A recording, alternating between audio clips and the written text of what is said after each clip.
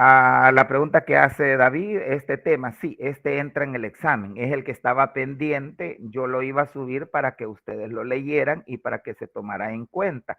La parte de bioelementos, biomoléculas y biopolímeros, normalmente solo lo doy a que lo lean, pero en vista de que no tenía programada a iniciar la otra unidad hoy, pues hicimos un cambio, ¿verdad? Y pues a ustedes les sale mejor porque yo les doy el tema. ¿Verdad? Porque así terminamos ya de una vez.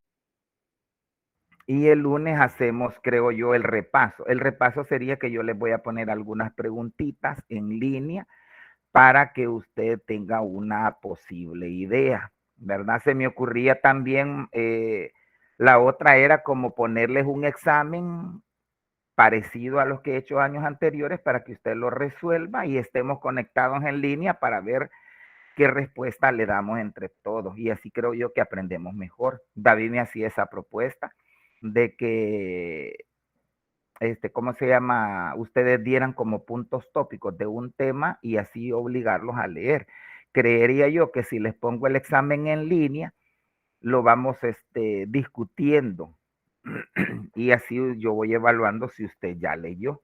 Y así el miércoles creería yo que no lo voy a agarrar a traición, ¿verdad? Para esa situación. Bien. Entonces vamos a completar la unidad con este tema, es bien sencillo, era para que ustedes lo leyeran, bioelementos, biomoléculas y biopolímeros. Lo primero que hay que hacer, chicos, es saber la diferencia entre estas situaciones. Bioelementos, pues son los famosos elementos que estudiamos normalmente en la tabla periódica allá en química general. La diferencia es que en este caso vamos a revisar los elementos que de hecho son más importantes para los seres vivos. En biología general se da ese componente, ¿verdad? Yo tengo ese documento porque yo también doy biología, la daba antes para medicina. Yo les puedo subir eso para que ustedes tengan más apoyo, ¿verdad? El elemento pues es el átomo, es la sustancia esa de manera particular que conocemos como hidrógeno, como helio, litio, berilio, boro, carbono, nitrógeno, oxígeno, etc. La biomolécula obviamente ya es la combinación de varios elementos que están formando un compuesto que ya tiene varias moléculas, que tiene varios elementos en este caso. Por ejemplo, la glucosa. La glucosa tiene 6 átomos de carbono, 2 de hidrógeno y 6 de oxígeno. ¿Qué es un polímero? Si nos vamos a las raíces griegas de las palabras, polímero es una molécula o una sustancia o una estructura, obviamente formada por muchas partes. Y si yo hablo de bio, obviamente serían polímeros en los seres vivos. Por ejemplo, la silicona que se usa en medicina estética es un polímero, pero no es un biopolímero, sino que es un polímero sintético. Pero sí hay a veces biopolímeros. Por ejemplo, a algunas personas a veces le hacen injertos de piel. Entonces esa piel constituye una especie de polímero, ¿verdad? Natural que se va a sustituir. Bueno, en la práctica médica a veces se hacía a través de piel de lechones, que son piel de cerdos jóvenes, para sustituirla, ¿verdad? O para que encarnara sobre la piel de una persona quemada. También se ha sustituido con piel de mojarra, ¿verdad? O piel de peces, ¿verdad? Porque lleva una gran capa de colágeno y entonces permite que la piel se restablezca o rejuvenezca para poder sustituirla y que en este caso ella mejore su síntesis. Bueno, más o menos creo yo que tienen ideas, ¿verdad? Se supone que vamos a revisar algo bastante sencillo. Bien, si hablamos de bioelementos, podemos hablar de diferentes funciones. Por ejemplo, una función estructural, una función esquelética, una función energética, una función catalítica, una función osmótica y electrolítica, que es lo que hemos estado viendo. Lo vimos al principio, pero allá lo vimos solo como electrolitos. Sin embargo, los electrolitos prácticamente son los que tienen mayor importancia en la composición, por ejemplo, de los sueros y que tienen relevancia por la presencia de ciertas patologías. Ustedes deben de recordar cuáles son los electrolitos más importantes que existen, ¿verdad? Recordar que la mayoría de los electrolitos son cationes. ¿verdad? Excepto del bicarbonato. Pero ya cuando digo bioelemento, abarco todo la gran diversidad de seres vivos, no solo al ser humano. Y entonces nosotros nos ubicamos que forman parte de la estructura del hueso, de la estructura de los dientes, que forman parte, por ejemplo, de los, ¿cómo se llama?, de moléculas como ¿cómo se llama?, como la hemoglobina, pigmentos que son antioxidantes y que van a proteger a las plantas de la radiación solar y que nosotros las podemos consumir para mejorar, ¿verdad?, o neutralizar los radicales libres. Entonces, eso es lo que usted va a leer en este documento. Ahí aparece, ¿verdad?, la tabla periódica. Esa es una imagen de internet. Obviamente, eso está bastante modificado. En la actualidad, pues ustedes saben que hay 118 elementos. En esa, pues es como, la tomé como base para que se ubiquen de que los que están marcados en rojo, en amarillo o en verde pueden tener importancia para los seres vivos. Usted rápido se asocia con algo. Por decir algo, se me viene a la mente el yodo. ¿Qué saben del yodo? ¿Con qué se relaciona? ¿Con qué problema de salud o por qué razón la sal debe la sal debe de tener ciertas cantidades de yodo? A ver, alguien que me diga.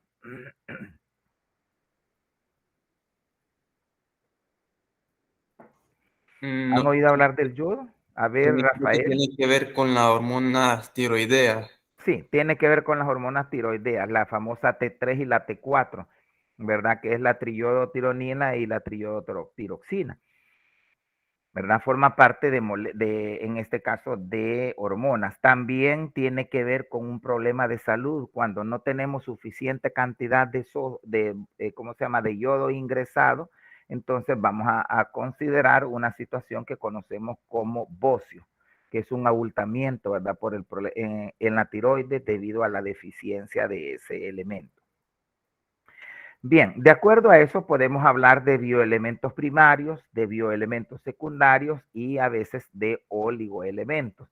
¿De qué depende? De la composición en este caso. Por ejemplo, los bioelementos primarios van a formar parte de las famosas biomoléculas. El carbono, el hidrógeno, el oxígeno, el nitrógeno, el fósforo, el azufre, ¿verdad? Etcétera. Esos son bioelementos principales. Los secundarios pues van a tener un porcentaje bastante pequeño, ¿verdad? Aproximadamente un 2,5%. Y los oligoelementos prácticamente son como trazas que pueden estar presentes en los seres vivos. Ahí está otro, como un mapa conceptual. Miren, quiénes son los primarios, quiénes son los secundarios y quiénes son los oligoelementos.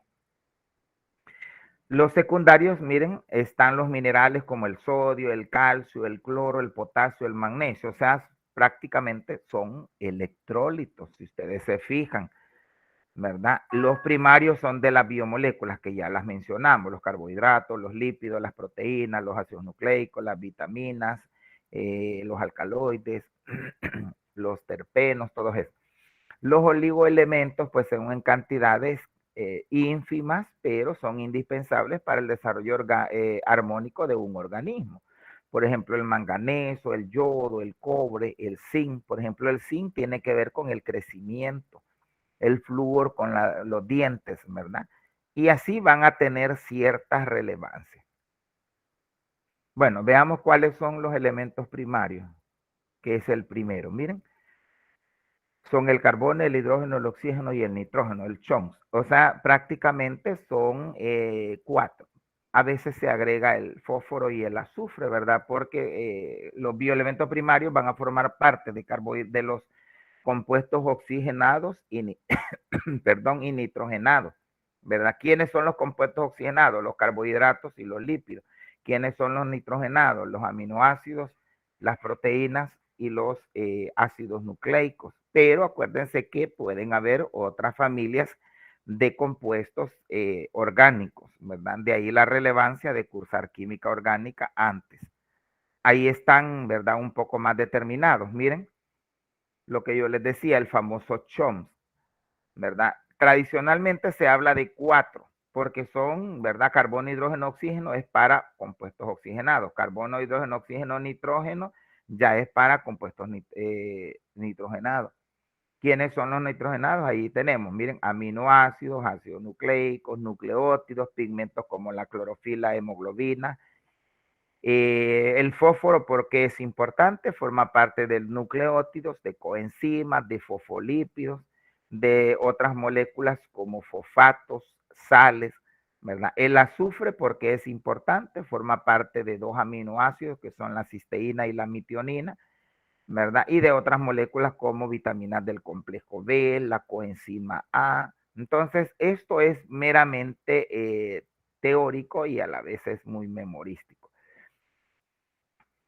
Bueno, ahí están los secundarios, miren quiénes son: el calcio, el magnesio, el sodio, el potasio y el cloro, que es lo que decíamos que eran los famosos, para que se ubique rápidamente, secundario es sinónimo de electrólito, ¿verdad? ¿Cuáles son esos electrólitos principales que están asociados a los procesos de deshidratación, procesos de hidratación y de equilibrio hidrodinámico en la célula? El sodio, el potasio, el cloro.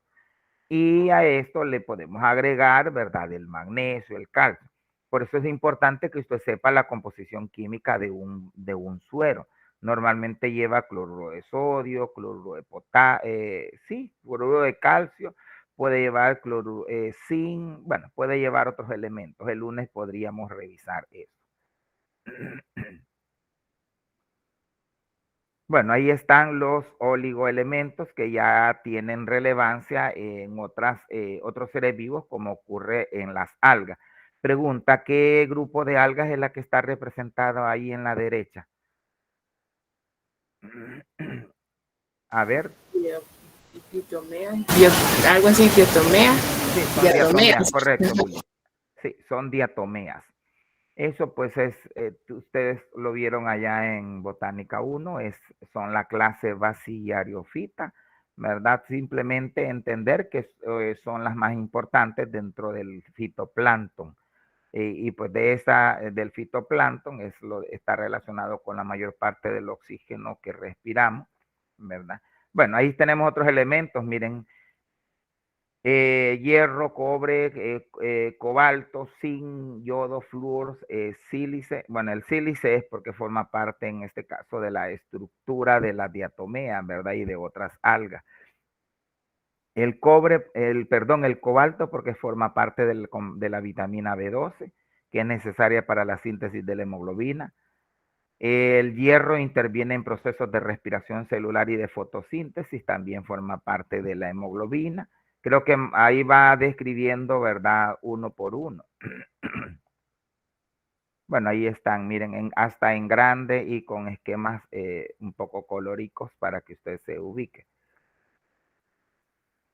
Miren, el calcio forma parte de los carbonatos, que es la estructura de los caparazones de los moluscos y también el esqueleto de otros animales. El magnesio forma parte de muchas enzimas y también del pigmento clorofila. El hierro, pues ya dijimos, forma parte de la hemoglobina. El zinc, ¿verdad? Es muy abundante en el cerebro, en los órganos sexuales y en el páncreas. Pues tiene que ver con el crecimiento, también tiene que ver con la acción de la insulina, donde lo encontramos en las semillas de almendra. El cobre también forma parte de ciertos pigmentos en algunos invertebrados como la hemocianina, ¿verdad? Invertebrados acuáticos y también para algunas enzimas oxidasas. El cobalto igual sirve para la síntesis de la vitamina B12, ya lo habíamos mencionado, y algunas enzimas que regulan la fijación del nitrógeno. ¿Quiénes se encargan de la fijación del nitrógeno dentro de las microalgas? A ver, menciónenme ese grupo, por favor. Son bacterias, pero se asocian con algas por conveniencia, ¿verdad? A ver, Las ¿cuál es? cianobacterias. Correcto, las Cianobacteria. cianobacterias. Le llamamos cianocloronta, cianobacteria o cianofita. Ellas participan en la fijación del nitrógeno. Miren, el manganeso asociado a enzimas, el litio tiene que ver con la secreción de neurotransmisores, el sílice o el silicio, ¿verdad? Que forma parte de los caparazones de diatomeas. También le da rigidez a los tallos de gramínea y a los tallos de equiseto o la cola de caballo. El yodo. El yodo, ¿verdad? Tiene que ver con la hormona tiroidea, lo que mencionaba Rafael, ¿verdad? Y también su deficiencia produce bocio. El flúor se encuentra en el esmalte de los dientes y en los huesos. Obviamente su carencia produce o favorece la caries dental. Voy rapidito, chicos, porque eso pues es muy sencillo. Como les digo, era para leerlo. Bueno, dejamos eso y nos vamos a los componentes de los seres vivos, que es de lo que se trata esta materia. Lo inorgánico ya lo vimos. ¿Quién es lo inorgánico? El agua, ¿verdad? Y los bioelementos, dentro de los cuales los más importantes son los electrolitos. En las orgánicas son, ¿verdad? Prácticamente el nombre de las unidades que hay que ver. Glúcidos, que son carbohidratos, los lípidos, las proteínas y los ácidos. Sin embargo, en bioquímica no vemos la estructura, vemos el metabolismo, que es algo muy distinto. De acuerdo a eso, pues nosotros hablamos de precursores, de intermediarios metabólicos, de unidades estructurales, de macromoléculas y de asociaciones supramoleculares. Miren, yo le puedo decir en un examen, clasifique las siguientes estructuras u organelos de acuerdo a su grado de complejidad. Y entonces yo le puedo poner el virus de la COVID-19, entonces usted sabe que es una asociación supramolecular. Yo le puedo poner, digamos, el almidón, y usted se ubica que es una macromolécula. Le puedo poner un ácido graso y sabe que es una unidad estructural, ¿verdad? O un bloque de construcción. A veces así aparece en los libros. A ver, Omar. Ese es lo que está en paréntesis, ¿qué significa, Lick? Dalton. Es una unidad de peso que se usa a veces con alguna sustancia, es Dalton. O sea, nosotros hemos visto en química que los pesos, ¿verdad? De una sustancia, si es molaridad, hablamos gramos por mol, o si es en normalidad, gramos por equivalente. Cuando son electrolitos, hablamos de miliequivalentes, pero a veces cuando hablamos ya de estructuras tridimensionales, ¿verdad? Como macromoléculas, entonces existe una unidad que se llama Dalton, ¿verdad? Así como se habla del Armstrong, que es otra unidad, así como se habla de las micro, son unidades de longitud. Entonces ahí lo que quiere decir es, ¿verdad? Una masa menor de 50 Dalton, en la otra es una masa superior a 50, de 50 a 200 Dalton, ¿verdad? Entonces usted tiene que ubicarse quiénes son los intermediarios, quiénes son los precursores. Por ejemplo, los precursores son la materia prima que tienen los seres vivos para comenzar a sintetizar esas macromoléculas, ¿verdad? Por ejemplo, el agua que está en el suelo, el dióxido de carbono que está en el ambiente. Y de ahí pues se van correlacionando con ciertas estructuras celulares o estructuras, ¿verdad? De mayor tamaño, como una hoja, una raíz. Ahí tenemos, ¿verdad? Como para recordar el tipo de enlace. Vamos a tener el enlace iónico y el enlace covalente. El iónico pues se da por diferencias de electronegatividad, normalmente entre un elemento electropositivo y un elemento electronegativo, ¿verdad? Y ahí los ejemplos más comunes son las sales. Los covalentes, pues acuérdense que también tiene que ver con diferencias de electronegatividad, ¿verdad? Y tiene que ver con la polaridad de la molécula y entonces hablamos de enlace covalente polar, enlace covalente no polar y ahí tenemos agua, bueno, la mayor parte de las sustancias tienen enlace covalente. El enlace covalente hay un compartimiento obviamente de electrones. No entro en detalle con eso tampoco. Bueno, de ahí pues hay principios inmediatos que es como para decir si una sustancia es simple, si es un compuesto, si es inorgánico o si es orgánico. Y entonces lo que voy a hacer ahora es describir rapidito las macromoléculas que nosotros tenemos que estudiar, ¿verdad? En el segundo cómputo van a estudiar glúcidos y lípidos. El programa no me lo pide, pero yo lo agrego porque no se los han dado. Entonces, eso les sirve para reforzar, ¿verdad? Usted tiene que ubicarse cuál es el tipo de enlace, ¿verdad? Que los caracteriza y quién es la unidad estructural. Por ejemplo, en glúcidos, que son los carbohidratos, el enlace que se da ahí, ¿verdad? Es muy característico. Más adelante vamos a ver que puede ser 1,4 o 1,6. Es el enlace glucosídico. Y el bloque de construcción que lo forma son los monosacáridos. Para el caso de los lípidos, ¿verdad? Los enlaces pueden variar un poquito, ¿verdad? Porque ahí pues puede haber de repente una especie de puente de hidrógeno, puede haber un, ¿cómo se llama? Otro tipo de enlaces, ¿verdad? Ahí con lípidos pues no hay una no hay una caracterización tan definida porque los conceptos y los grupos están asociados más por sus propiedades que por sus elementos o características o la parte química. Están formados por unidades conocidas como ácidos grasos, ¿verdad? Y que estos están emparentados con los ácidos carboxílicos. Las proteínas, por ejemplo, están formadas por enlace peptídico y estas, ¿verdad? Están formadas por bloques conocidos como aminoácidos. Las vitaminas, ya las mencionamos, ¿se acuerdan? Las vitaminas estaban emparentadas con las coenzimas. Bueno, los sales y el agua, pues ya la revisamos. Ya se acuerdan de que vimos el concepto de agua, cómo era la constitución, la composición del agua en la mayor parte de los organismos, incluyendo el geosistema. Se habla de las células, se habla de tejidos, ¿verdad? Y que debe de haber un equilibrio, ¿verdad? Entre la cantidad de agua que ingresamos con la cantidad que sale. Esa agua puede ser de diferentes tipos, agua de ingesta diaria, agua metabólica, ¿verdad? El agua metabólica, por ejemplo, es la que se forma por la combustión o la reacción de ciertas sustancias en el interior del cuerpo con la liberación de agua. También el agua forma parte de los líquidos corporales, ¿verdad? No solo es el agua de ingesta diaria, el agua también puede ir en los alimentos y también se puede formar, ¿verdad? Por lo que estamos mencionando, por diferentes reacciones. Bueno, eso es lo que hemos estado mencionando, ¿verdad? Las sustancias inorgánicas. Luego viene ya entrando en detalle con los macro, ¿verdad? Que son los carbohidratos, que es el siguiente grupo de moléculas que vamos a estudiar.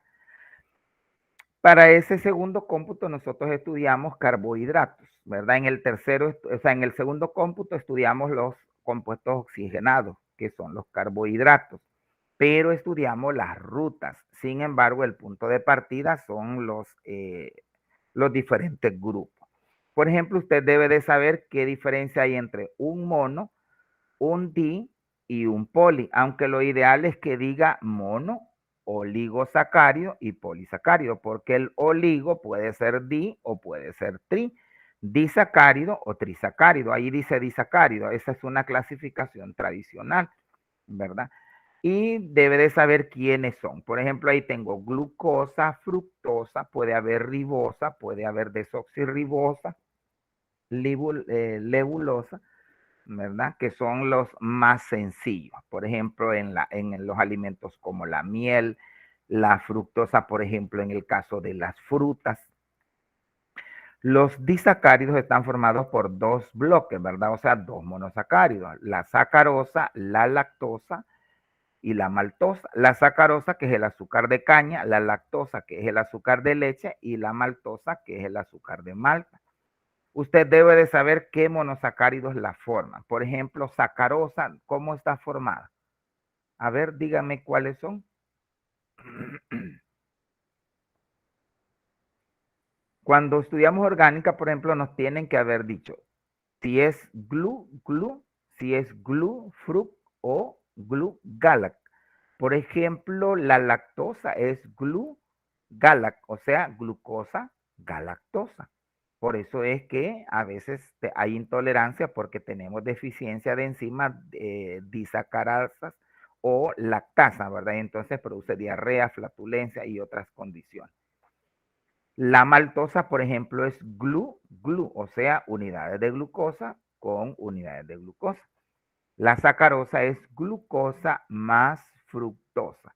Por eso es que los que somos diabéticos no podemos consumir frutas ni podemos consumir miel porque lleva glucosa y lleva fructosa. No es la misma, ¿verdad? Pero al ingresar al organismo se desintegra y libera glucosa, que es prácticamente como una especie de veneno para nosotros porque no producimos insulina.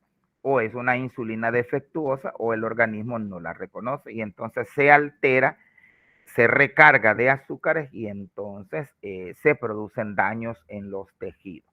Esas son las aplicaciones que necesitamos ver en bioquímica. Por ejemplo, con qué enfermedad se asocia el aumento de la disminución de la glucosa. Entonces, ustedes lo asocian con diabetes, ¿verdad? Bien, entonces, luego tenemos poli. ¿Quiénes son los polisacáridos? Son los más complejos, ¿verdad? Que están formados por muchas moléculas. En este caso tenemos la celulosa, la hemicelulosa, ¿verdad? La queratina, no, la queratina no, porque esa es más proteína. El exoesqueleto de los artrópodos, por ejemplo, Quitina. que ya puede formar parte de estas sustancias. Bueno, ahí los tenemos un poquito más detallados. Miren, almidón y celulosa, ¿se acuerdan? El almidón y la celulosa son de reserva de los vegetales y en los animales, ¿verdad? La reserva va a ser el glucógeno. No me vaya a decir almidón animal porque así se les enseña de manera errada en biología. Hay que tener cuidado con estas sustancias. Bueno, el lunes que fui por ahí, ¿verdad? Escuché a la otra persona que da bioquímica decirle a los estudiantes que las plantas no tenían colesterol. Imagínense que la situación, ¿verdad? Y si el estudiante no lee, se deja ir con cualquier tontera que nosotros le digamos. Por eso la importancia de ustedes de leer, porque así ustedes se van a dar cuenta si uno les está dando lo que es o se los está inventando o dice cualquier cosa solo por salir del espacio-tiempo. Miren, está el problema de los polisacáridos. Yo les puedo decir cuál es la aplicación o la relevancia. Usted me va a decir las harinas, ¿verdad? Que están asociadas con la elaboración de los dulces, las galletas y el pan y que pueden ocasionar problemas de intolerancia, ¿verdad? Por azúcares, distensión abdominal en personas diabéticas o en personas que tengan colon irritable, porque son un poco más complejas para poderlas desintegrar. Sin embargo, ¿verdad? Algunos pueden ser importantes fuentes recomendadas incluso para deportistas, pero porque ellos lo pueden quemar. Pero si nosotros somos sedentarios y están solo sentados, nosotros vamos a tener tendencia a ganar peso. Ustedes me van a decir, ninguno de los 23 que ustedes son, bueno, 22 porque se salió Roberto,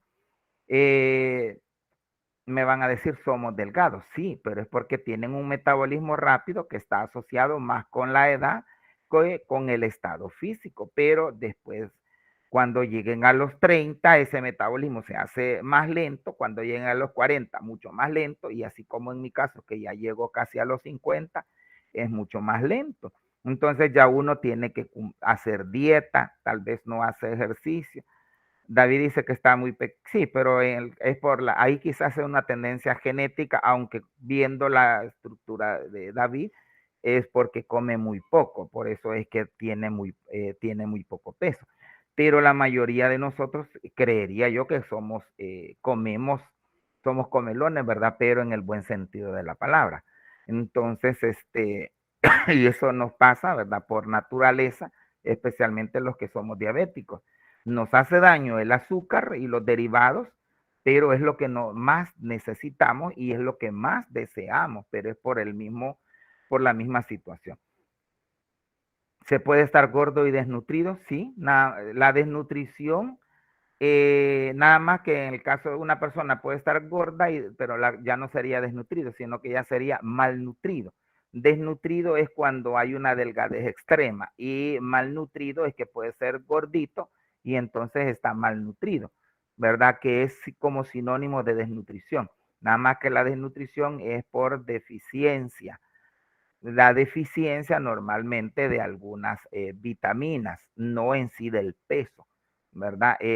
Con el sobrepeso y la obesidad, la condición es, ¿cómo se llama? Más por el consumo de carbohidratos y no de grasa. A veces creemos que es la grasa la que nos engorda y la que nos gana el peso es el carbohidrato, porque no lo quemamos. Y en nuestro cuerpo, cuando ingresamos alimento y si no se quema, lo que hace es almacenarlo, ¿verdad? Por eso la importancia de hacer ejercicio o al menos de caminar. Bueno, esa era como una idea. Luego tienen que saber, chicos, la importancia de la fibra alimenticia. Correcto, la gente que come pan y todo eso, aunque es rico, ¿verdad? Podemos comerlo de manera habitual. Al final vamos a ver la tabla nutricional, ¿verdad? Al final de la materia, ¿verdad? Que termina con esos temas y entonces ahí se les enseña que hay una tablita que va en un triángulo, ¿verdad? Y va de la base hacia arriba y usted va considerando lo que puede o no comer. Ojo, con la edad, como les repito, ustedes pues no tienen ningún problema, es como que es un carro nuevo, ¿verdad? Pero con el tiempo se comienza a desgastar. Dice Luis Roberto que vive en la panadería, imagínense. Pero cuando uno vive en un lugar donde hay mucha comida de lo mismo, como que aburre. Yo crecí con unos tíos que era una tienda y entonces yo no podía ver, este, no podía ver los dulces y cosas así. Omar dice que el negocio, dice, quiero ver qué otra cosa pusieron ahí. Fíjense que, bueno, dos veces he dado una materia que se llama bioquímica de los alimentos, que es una materia parecida a nutrición, es una optativa. Y el reto que les había puesto a los estudiantes es porque habían 3 gorditos. Era que según la cantidad de libras que me bajara por el ciclo, yo le iba a subir en puntos, pero era porque estaban muy gordos. Habían bien gorditos. Y parece que al final ni bajaron, ¿verdad? No funcionó. Les enseñé cómo se hacían las dietas y todo eso. Bien, en la fibra, chicos, debemos de manejar que la fibra es un carbohidrato. La fibra obviamente es la celulosa, es la parte que no se puede digerir, ¿verdad? Porque no tenemos enzimas y que tiene un efecto limpiador sobre los intestinos. Esa fibra puede ser soluble o puede ser insoluble. La soluble, ¿verdad? Se puede asimilar y no ocasiona problemas en personas que tienen intolerancia o colon irritable. Pero la fibra insoluble, que es prácticamente el trigo, la avena, el centeno, la cebada, esa es insoluble, esa limpia, es lo que forma los alimentos integrales. Sin embargo, los que tenemos problemas de intolerancia al gluten y tenemos colon irritable, no las podemos consumir porque entonces se nos inflama, nos produce distensión, nos produce diarrea, náusea, flatulencia, entonces hay que tener cuidado. Bueno, entonces esa puede ser una preguntita de examen. La fibra, ¿qué tipo de polisacárido representa? Y usted me va a decir celulosa. Al menos ahorita se lo valgo porque no estamos viendo carbohidratos como tema, ¿verdad? Luego viene la importancia de los prebióticos y de los probióticos. Así, rapidito, el prebiótico es la materia prima para que crezcan microorganismos en los intestinos. Esos microorganismos se llaman microbiota y son saludables tenerlos porque mejoran nuestros procesos de absorción de nutrientes. Y el probiótico son las bacterias en sí. Por ejemplo, un yogur contiene probióticos, contiene lactobacillus casei. Pero cuando usted consume bastante fibra, entonces eso es prebiótico. El prebiótico es como la comida del probiótico, para que me lo entiendan. Una letra hace la diferencia. El prebiótico es la fibra y el probiótico es la bacteria o el microorganismo. Miren, ahí están, ¿verdad? La leche, por ejemplo, o los yogur, ¿verdad? Y el prebiótico, por ejemplo, son las frutas, las verduras, todo lo que tiene fibra. Así rapidito le di una idea sobre lo que es el carbohidrato. Me voy a los lípidos. Los lípidos son las grasas. también le llamamos aceite. No hay una definición exacta, ¿verdad? Se habla de que son sustancias que no se disuelven en agua y que tienen un aspecto untuoso o aceitoso. Hablamos de diferentes grupos. Grasas saturadas y grasas insaturadas. Hablamos de lípidos de membrana y otros lípidos con otras funciones, ¿verdad? Esa es una clasificación porque hay varias. Esa es otra, ¿verdad? Miren cómo se clasifican las grasas. Grasa saturada y la insaturada. O sea, nosotros podemos hablar de ácidos grasos saturados, ácidos grasos insaturados, y en los insaturados podemos hablar de poliinsaturados. ¿Qué es más saludable? Obviamente todo lo insaturado va a ser más saludable. Lo saturado va a ser dañino, va a ser perjudicial, se asocia a problemas relacionados con la parte de circulación y la parte cardiovascular, por ejemplo, el tocino, las carnes. No quiere decir que no se puedan comer, sí se puede hacer, pero controlando los niveles, o sea, en pequeñas cantidades, o sea, todo en exceso siempre va a ser malo. Los aceites es la grasa líquida. El sebo es la grasa sólida y las mantecas es la grasa semisólida, ¿verdad? Las margarinas. Bueno, ese es ya como viendo cómo se pueden digerir, porque ese es el problema. La grasa se tiene que descomponer, ¿verdad? En el organismo. Cada grasa, ¿verdad? O cada triglicérido se va a descomponer en glicerina con 3 ácidos grasos. Eso es el proceso de la digestión. ¿Qué enzimas van a participar? Son las lipasas, las fosfatasas y la colesterol esterasa. La glicerina, pues ya saben, es un alcohol, ¿verdad? Tienen que acordarse de los grupos funcionales. Y los ácidos grasos, pues obviamente son las grasas más sencillas que se conocen. Pueden ser monoglicéridos cuando solo tiene una, diglicéridos cuando contiene 2 y triglicéridos cuando contiene 3 ácidos grasos, ¿verdad? Por ejemplo, la estearina es un ácido graso. Bueno, creo que de este se menciona bien poquito, fíjense, porque veo que después viene la proteína.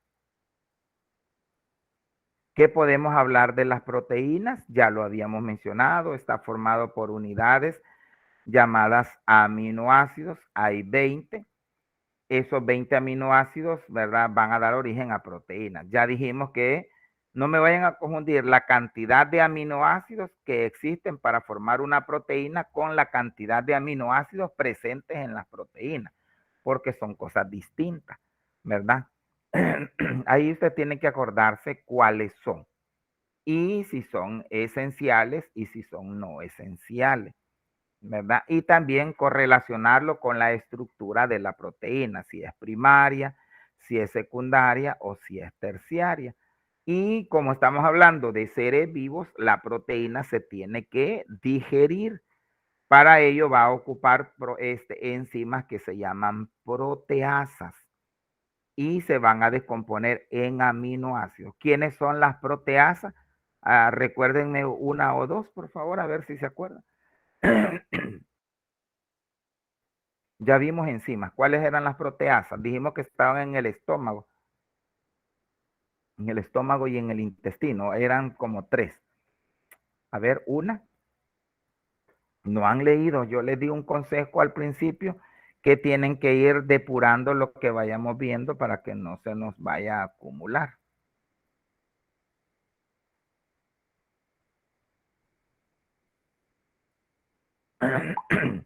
Ya se les olvidó la tripsina, la quimotripsina, la streptizina.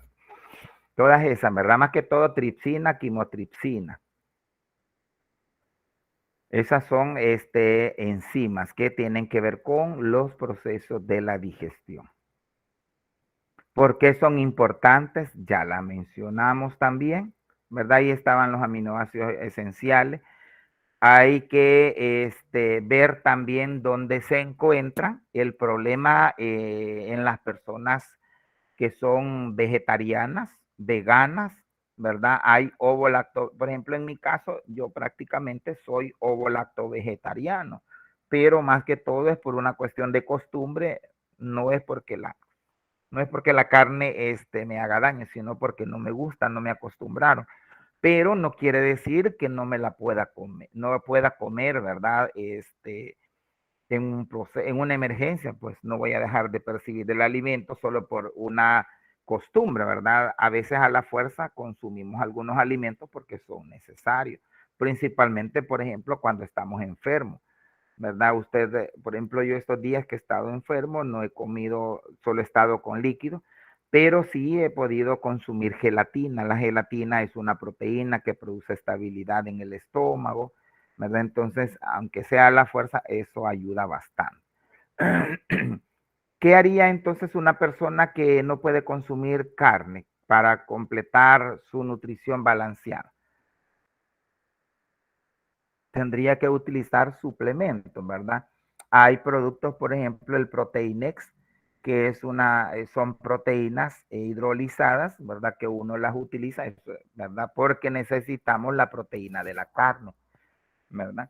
A veces los productos como glucerna, sustagen y otras llevan derivados de esas proteínas de la carne, ¿verdad? Porque a veces no nos gusta. O podemos consumirla a partir de algunas semillas, ¿verdad? O algunas algas como la espirulina, creo que es una alga, una cianobacteria.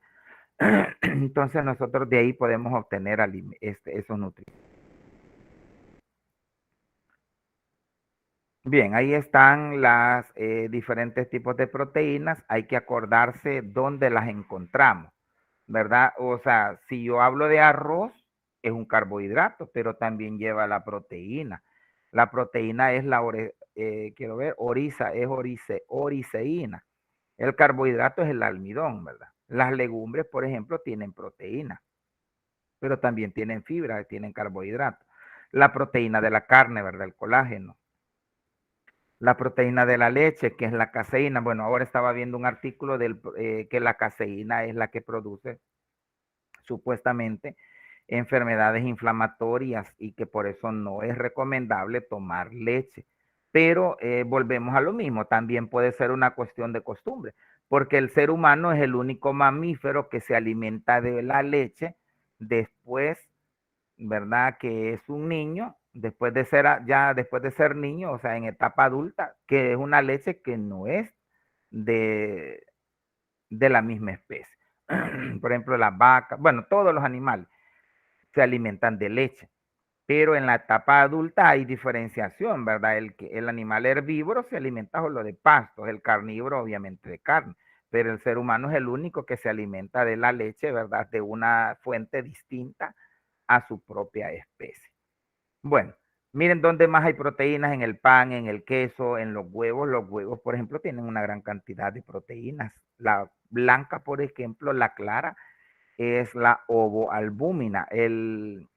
La yema también tiene, ¿verdad? Ovomucinas, tiene vitelina, tiene varias proteínas que también son importantes, aunque la yema de huevo siempre la catalogamos que tiene grasa, ¿verdad? Tiene fosfolípidos, tiene triglicéridos, tiene colesterol, pero también tiene proteínas. Entonces no hay que asociar un alimento solo por un componente negativo. Bueno, de ahí vienen las vitaminas. Las vitaminas son sustancias orgánicas de naturaleza y composición variada. Se necesitan en pequeñas cantidades, ¿verdad? Y que eso va a depender de la especie. Aquí nosotros nos tenemos que ubicar que hay diferentes tipos de vitaminas, ¿verdad? Puede haber problemas por deficiencia y otras por exceso. Los excesos siempre van a ser malos. Por ejemplo, las bebidas energizantes, las bebidas que utilizamos, quizás no como en el caso del Power, el Gatorade, ¿verdad? Esas bebidas, por ejemplo, a veces llevan muchas vitaminas y entonces las personas que consumen mucho esas sustancias se llenan de ronchas a veces, ¿verdad? Eso es una hiperavitaminosis, hay exceso. Y a veces en personas, ¿verdad? De otras regiones donde la seguridad alimentaria es mala, entonces hay problemas de desnutrición. O sea, la desnutrición normalmente la vamos a asociar a carencias de vitaminas, no a excesos, ¿verdad? En el caso, como les decía, lo que preguntaba Omar, en el caso de las personas obesas o con sobrepeso, no son desnutridas, son malnutridas. La desnutrición está asociada principalmente a vitaminas, mientras que la malnutrición está asociada principalmente a los carbohidratos y a los lípidos. Bueno, ahí está la clasificación. Miren quiénes son las vitaminas liposolubles, quiénes son las hidrosolubles. Usted debe de saber, las solubles son la A, perdón, las solubles son la D y la C, complejo B y la C. Las liposolubles son la A, la E, la D y la K. Eso estaba en las últimas diapositivas de la parte de enzimas. Hay que saber sus fuentes, hay que saber con qué coenzima está asociada y todo eso. Y obviamente las aplicaciones. Bueno, ese era lo principal, chicos, de la parte de biomoléculas y bioelementos. No sé si hay alguna pregunta. La idea es terminar con esto en unos 15 minutitos. ¿Pregunta? Nada. Bueno, continuamos. ¿Qué es un polímero?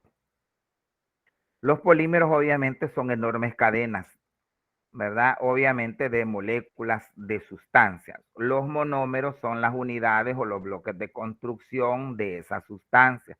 Por ejemplo, los monosacáridos son monómeros, los aminoácidos, los ácidos grasos, los nucleótidos son monómeros. Pero ya polímero es que ya está formado por varios monómeros, ¿verdad? Puede ser homo o heteropolímero. Por ejemplo, el almidón es un monómero porque está formado prácticamente por unidades de glucosa.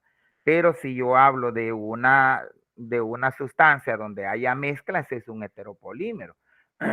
Por ejemplo, en el caso de hay una sustancia que se llaman glucosa aminoglucanos, ¿verdad? El sulfato de queratán, el sulfato de dermatán, el sulfato de condroitina.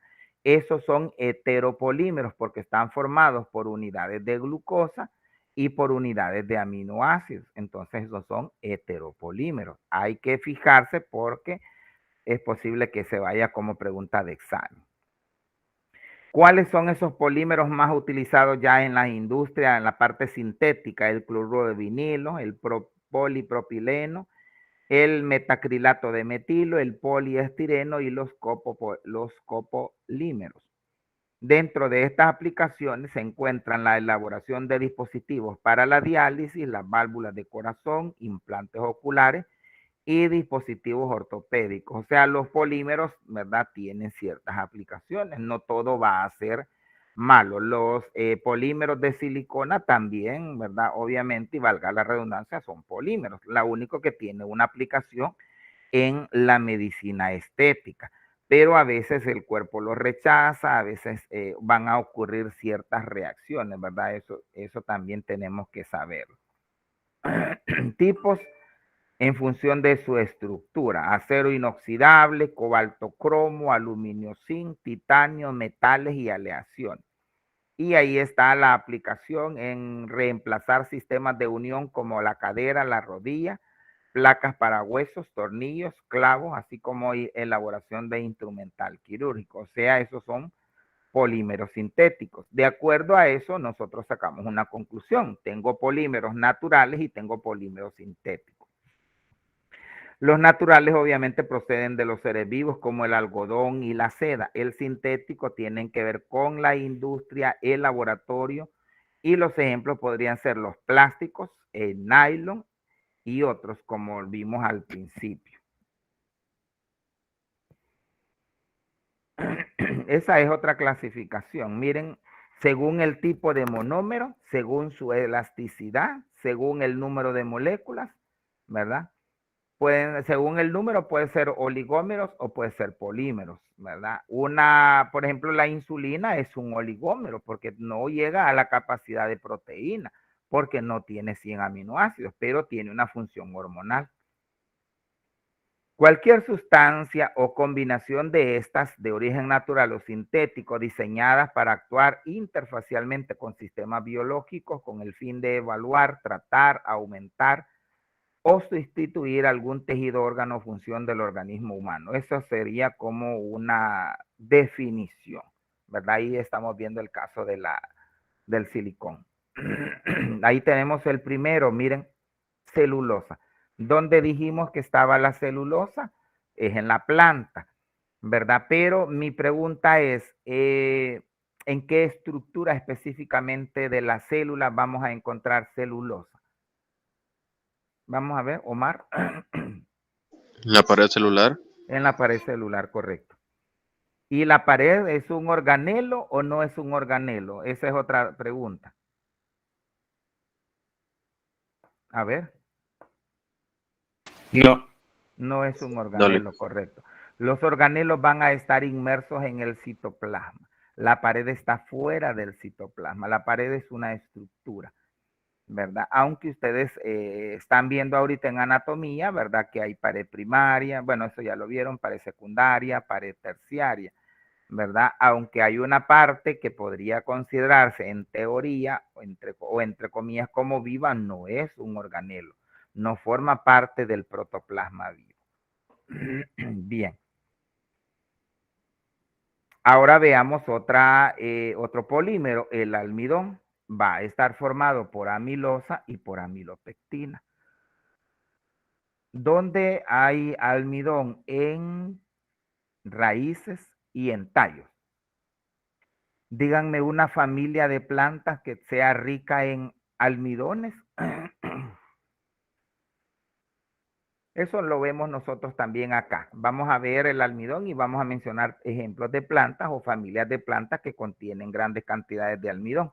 A ver, hay dos familias de plantas de las cuales depende la seguridad alimentaria y nutricional a nivel mundial. No, La familia de las gramíneas. la familia de la gramínea. Estoy preguntando familias, Yarasi, porque la papa y la yuca estoy de acuerdo. Roberto dice euforbiácea. Sí, ahí sí. Pero las principales de las cuales depende la seguridad alimentaria, Julia mencionó una que es las gramíneas. ¿Y la otra? Son las Solanácea leguminosas. también. A ver, David. La otra son las leguminosas. Las leguminosas, correcto. Son las leguminosas y las gramíneas. Esas dos familias de plantas, principalmente de ellas, depende la seguridad alimentaria. Los cereales, por ejemplo, son gramíneas, pero hay pseudocereales. Por ejemplo, la quinoa, el amaranto, la chía, son pseudocereales. ¿Por qué se les llama pseudocereales? Porque no tienen no tienen la característica propia de la gramínea de formar en lo que llamamos tradicionalmente germen o embrión, el embrión característico, ¿verdad? Dentro de ese grupo, ¿verdad? Pero sí son importantes fuente de energía, pero no es carbohidrato y por ende los que somos diabéticos tenemos una alimentación bien estricta, ¿verdad? Yo, por ejemplo, no consumo carbohidratos. Normalmente yo consumo proteínas, consumo, por ejemplo, tortillas, pero tortillas de quinoa, tortillas de chía. Me van a decir, son feas el aspecto, ¿verdad? Porque son como arenosas, son como tortillas como café, son amargas, sí, pero no hacen daño y me mantienen en un peso saludable dentro de mi edad, ¿verdad? Porque no crean que porque una persona come, a veces la gente piensa que porque uno come más vegetales va a ser más delgado, eso no es cierto. Miren, los animales herbívoros solo comen zacate y son más gordos, ¿verdad? Tiene que ver con nuestro estilo de vida, con nuestra edad, tiene que ver con un montón de cosas. ¿Verdad? Entonces sí, ya mencionaron, ¿verdad? Solanáceas, euforbias, me mencionaron leguminosas, gramíneas, amarantácea, en este caso el de amaranto, y la chía, ¿qué familia es? La chía es Salvia hispánica, el nombre científico, pero ¿qué familia es?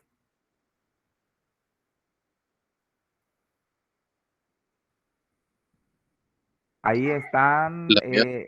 hola, La miase, creo. Sí, es la miasa o apiasa, es porque tienen los labios que dan la apariencia de dos labios. Sí, por ahí vamos. Entonces, vamos ubicándonos, ¿verdad? Todo esto es repaso. Luego vemos las proteínas, que son quizás de los biopolímeros más comunes. Miren la quitina. ¿Qué grupo de animalito es ese dentro de los invertebrados? Orden. Es un artrópodo, ¿verdad? Pero ¿qué orden pertenece? Coleóptera. Es coleóptero, correcto. Miren la forma característica que en este caso tiene. Por eso es que la gente, ¿verdad?, que consume proteínas de este tipo de invertebrados, habla de que solo son proteínas, pero es por los polímeros que tiene, pero habría que ver el sabor que tiene. Tal vez deshidratado, seco y tostado, ahí sí, ¿verdad? Podría ser que tenga un sabor distinto ya con hierbitas y con cosas, pero así que nos van a dar un insecto crudo, ¿verdad? Imagínense, lo rompen en la boca y sale líquido amargo, o sea, saber qué sabor, ¿verdad? Más desagradable. La seda es otro polímero. La seda es la fibroína, ¿verdad? En el caso de la seda es la mariposa de la seda, ¿verdad? La gente dice el gusano de seda, pero en realidad es la larva de la mariposa. Se llama Bombix mora porque es un gusanito que se alimenta, ¿verdad?, de la plantita de la mora. Bien, ¿cuáles son las aplicaciones? Miren, aplicaciones permanentes y aplicaciones temporales. Lo que ya ahí veíamos, ¿verdad? El implante en el caso del ojo, en el caso de los huesos, el famoso Botox, ¿verdad? A veces la gente se puede colocar colágeno en los labios. Bueno, gente que la parte estética es imprescindible y que tiene dinero y no haya en qué gastarlo. Porque imagínense el dolor. O alguien de ustedes estaría dispuesto a someterse a una cirugía solo por mejorar la parte estética. ¿Soportarían el dolor? A ver, cuéntenme.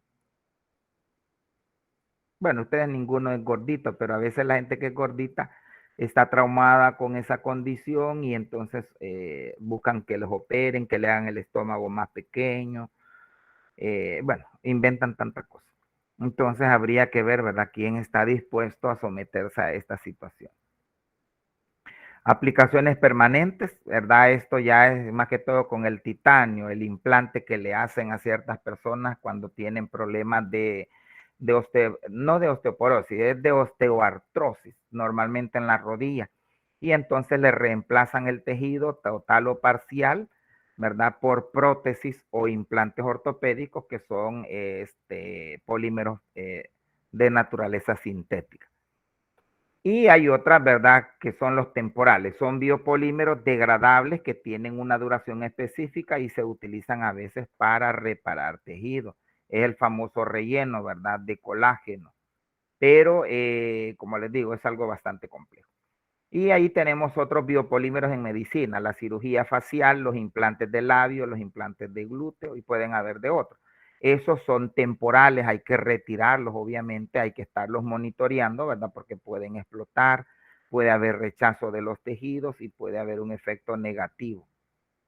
¿Qué características tienen? Son rígidos, son insolubles, puede haber no una antigenicidad, o sea, puede haber respuesta o no del organismo, no son tóxicos, hay baja tensión superficial, hay resistencia mecánica y térmica, hay capacidad de buen enfibrosamiento, capacidad aislante, estabilidad a varias temperaturas, pureza.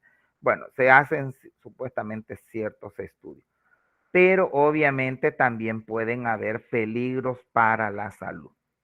Reacciones inflamatorias, el organismo a veces lo reconoce como una sustancia extraña y puede migrar, o sea, se puede mover, ¿verdad?, hacia los lados porque el cuerpo lo rechaza. Y termino con la importancia de los biomateriales o los biopolímeros. Prevención y diagnóstico, tratamiento de trastornos de la salud, han hecho posible la existencia de nuevos materiales y de formulaciones y dispositivos que participan en ello. En la actualidad, los biomateriales se han convertido en los factores determinantes de la factibilidad y del éxito de una determinada práctica médica.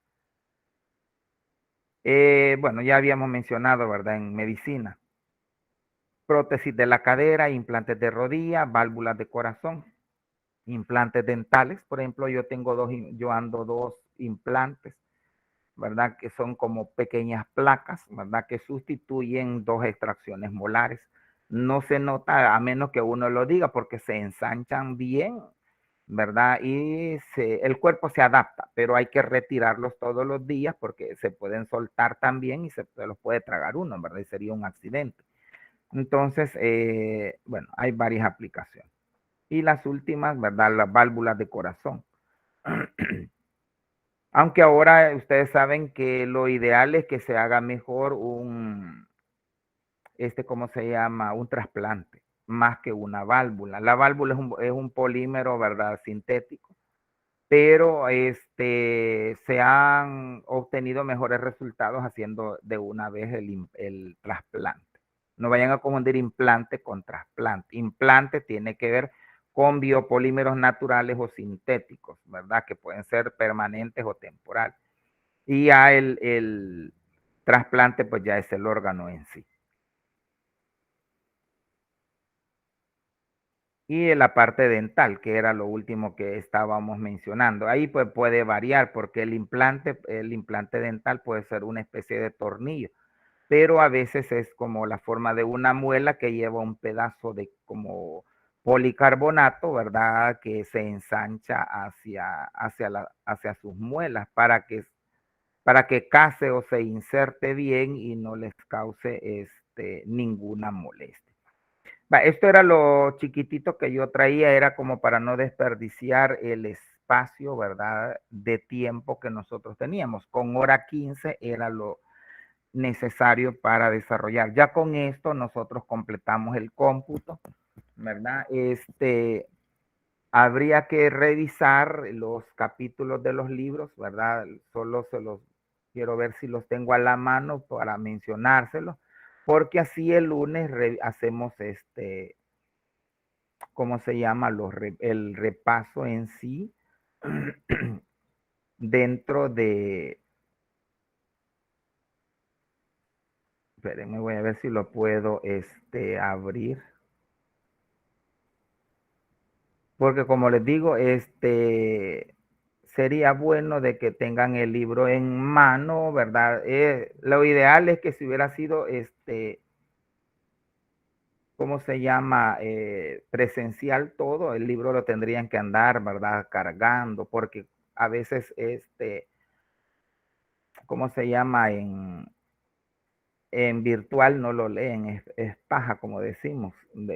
Solo lo tienen ahí y está de adorno. Lippincott es el que yo uso normalmente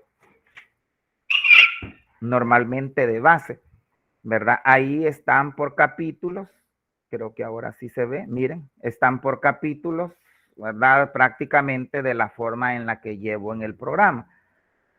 Aunque algunos, acuérdense que es una bioquímica para las ciencias de la salud y la bioquímica nuestra es, ¿verdad?, distinta. Entonces, tenemos que ir revisando. ¿Qué capítulos vamos a revisar? Quizás para no confundirlos, el parcial, el cómputo 1, vamos a trabajar solo con Lippincott, que es ese libro, y hay que revisar los primeros, miren los capítulos, o sea, aparte de lo que tienen de mi clase, tienen que revisar esos capítulos, que serían los primeros 6, ¿verdad? Hay que revisar esos 6 capítulos.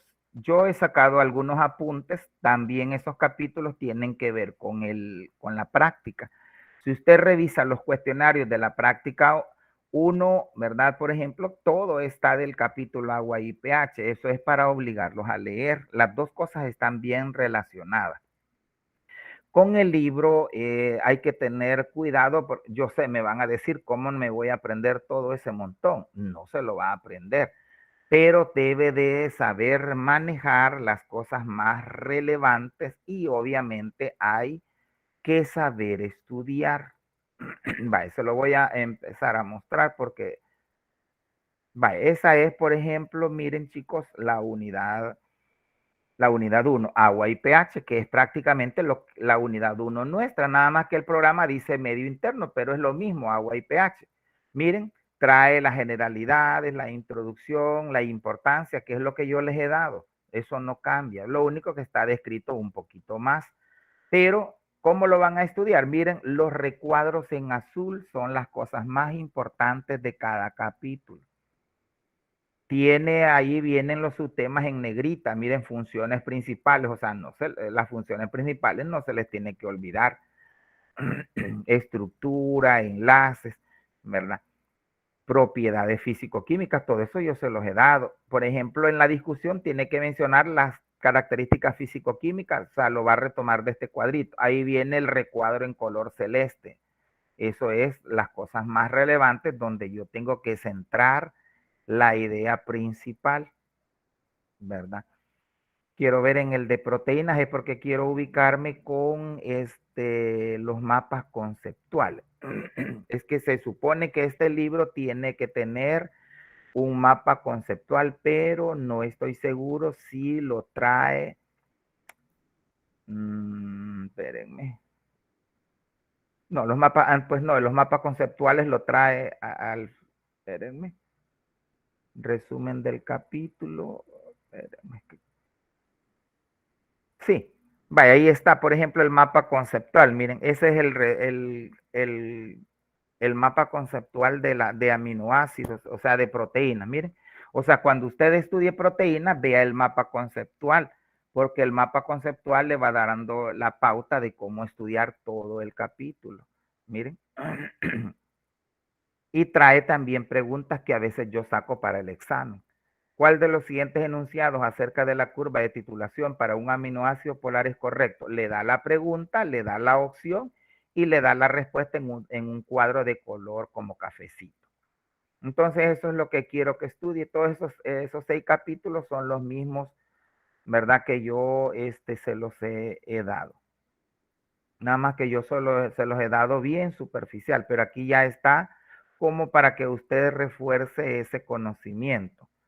Miren, ahí, bueno, estas ya son las rutas metabólicas, pero lea ese libro. Nos vamos a quedar ahorita con el cómputo 1, solo con Lippincott. En el cómputo 2 creo que vamos a usar el otro librito, ¿verdad? Aunque este es mejor para mí porque me trae ¿cómo se llama? Los mapas conceptuales y trae los temas que son más o menos en el orden en el que yo doy los temas. Por ejemplo, la otra unidad es metabolismo de carbohidratos. Miren, ahí vamos a ver bioenergética, fosforilación. Bueno, fosforilación lo vemos en bioenergética, como ahí está fusionado con bioenergética y ahí vienen las rutas, ¿verdad? Entonces, hay que estudiar, chicos. Serían entonces los temas que les he dado y los 6 capítulos. Así como estoy viendo, creería yo que me van a salir quizás algunas 40 preguntas, quizás, y 5 ejercicios. Más o menos por ahí van a dar el examen, 40 preguntas y 5 ejercicios. Creería yo que si son 40 preguntas, usted lo hace en 45 minutos. 1 minuto por pregunta porque usted es de subrayar, es de pareo y para eso es más rápido.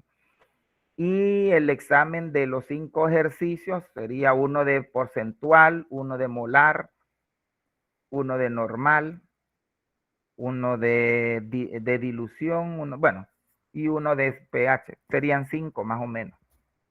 5 minutos para cada ejercicio, 25. O sea que en hora 15 más o menos usted debe de hacer el examen. Entonces yo le voy a dar hora y sí, como son los 2 exámenes de un solo, yo creo que en 1 hora 15, hora 20, usted debe de hacer el examen. Obviamente, si no ha estudiado, así puede estar todo el día y no lo va a poder contestar. Entonces, esa es mi sugerencia, ¿verdad?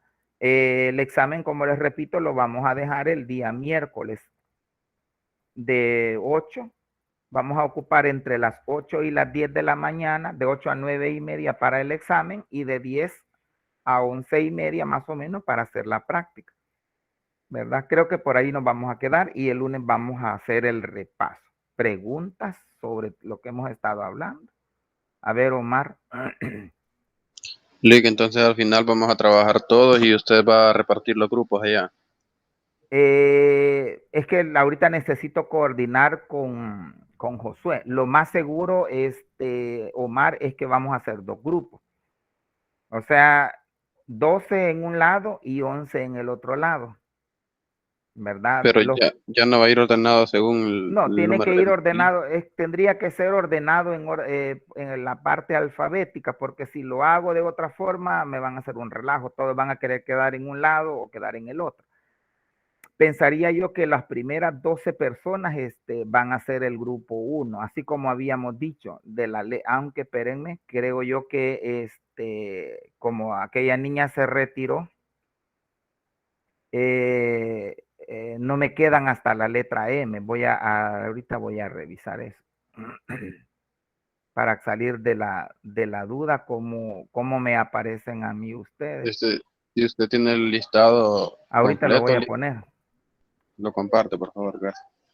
Espérame, es que no sé por qué no sale. No sé por qué no lo estoy en Classroom y no sé por qué no no lo agarra. Pero empieza desde, quiero ver, 3, 4, 5.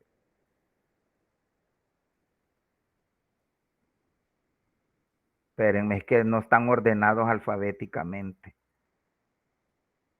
Estoy viendo que están, espérenme, que no me acuerdo dónde está la opción para ordenarlos.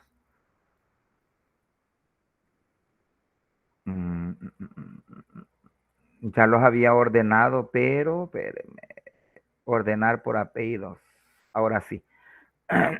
Quiero ver, 1, 2, 3.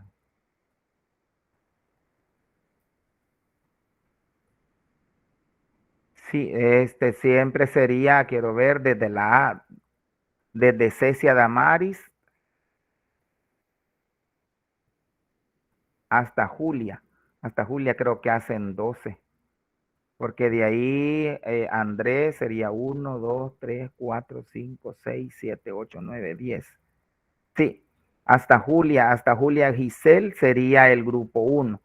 Y de Andrés Josué en adelante, que es Márquez, desde Márquez Viera en adelante, van a ser el grupo 2. Lo que voy a hacer es quizás pasarlo en un cuadro en el transcurso del día y se lo voy a pasar en el grupo o lo voy a poner en la plataforma para que usted se ubique, ¿verdad? Lo vamos a hacer de manera consecutiva, o sea, el grupo 1 lo voy a tener en el C y el grupo 2 lo voy a tener en el B, porque no caben.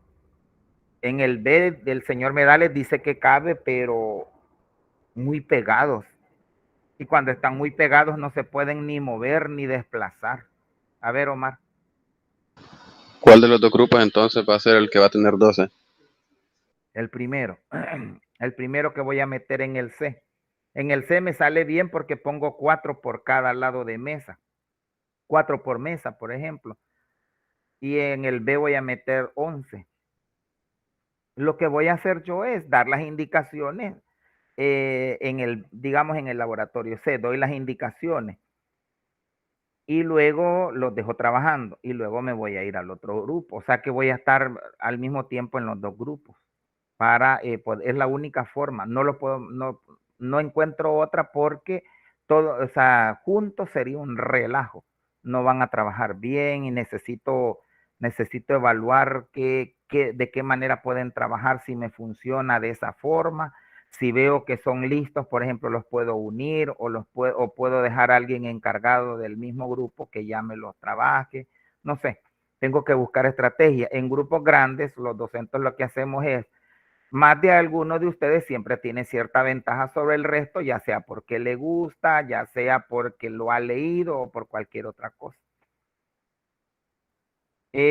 Para los materiales se lo tienen que repartir.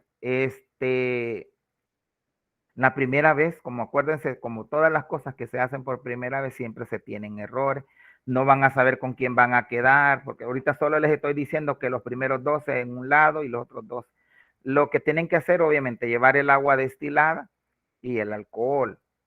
Y pues hay que llevar materiales, coordinen entre ustedes para que queden Les voy a dejar el listado mejor, o sea, voy a poner 12 y yo digo que se hagan tres grupos de 4 para que se hagan 6 grupos de 4.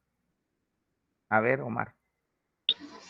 Yo por eso que a veces le preguntaba, Lick, porque como yo soy, digamos que el representante de la parte de laboratorio, tenía pensado hacer ya los grupos ya para que al momento que llegáramos allá ya supiéramos con quién vamos a trabajar.